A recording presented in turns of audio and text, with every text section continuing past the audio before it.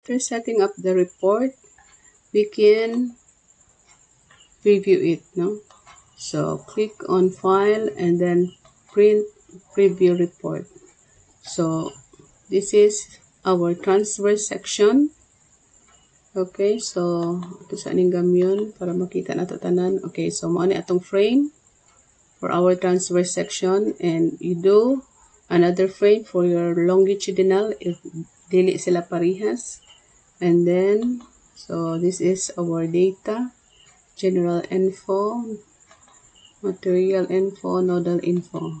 Okay, so this is our dead load applied loads, our live load applied loads, our wind load applied loads, and our earthquake load applied loads. Okay, so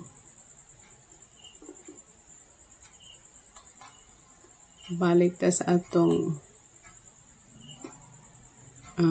report setup. Lagi diri itong atong mga gipamuta nga mga. Okay, we will set up first the result of our combinations. So wala na to na-appeal ganina, no? So we have the ultimate load. Malagi ni siya sa tagsa. So di na nato i-report din mga nodal displacement due to ultimate load, reaction table, kanirang ultimate load, member, and forces table. And then we have also the ultimate load, member and forces table, and then the ultimate load 3, member and forces table. Okay, so close and let's see the preview, print preview report. Okay, so we have now here the member. Okay, so that one, no? So these are the members. So B10 mao na iyang mga moments. So makita nimo og asa ang dako diri. So sa roof deck, kung unsa to mga label dito sa beams nga naa sa roof deck, piliun nimo ang pinakadako nga moment, maigamiton nimo sa design. Sa third floor, maupod gyapon. Sa second floor, kung gusto ka nga usara ka design imong gamiton, so sa tanang mga beams pili ka ani og asay pinakadako. Sa ultimate load ba, naba sa ultimate load 2 or sa ultimate load 3. So nga combinations. So ang pinakadako may gamiton nimo sa design sa tanang mga beams. Unya ang cross section nga mogawa sa imong design mao imong himuon para sa tanang mga beams. The same is true with the columns.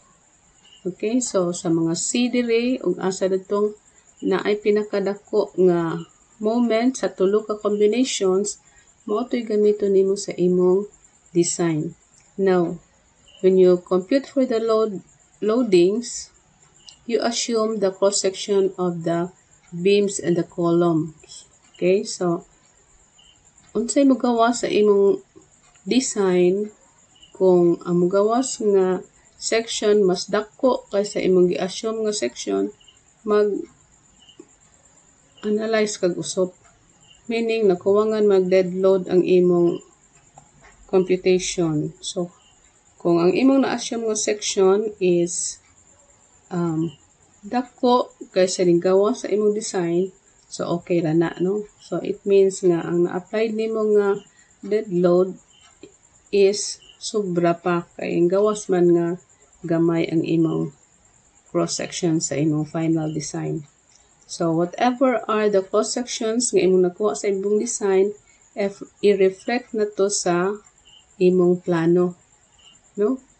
So mao na toy imong final plans kung unsay mo gawa sa imong footing, sa imong beam, sa imong columns, sa mga cross section. Mao na toy imong ibutang sa imong plano. So, i-reflect na nimo tanan dito ang mga detail. Okay.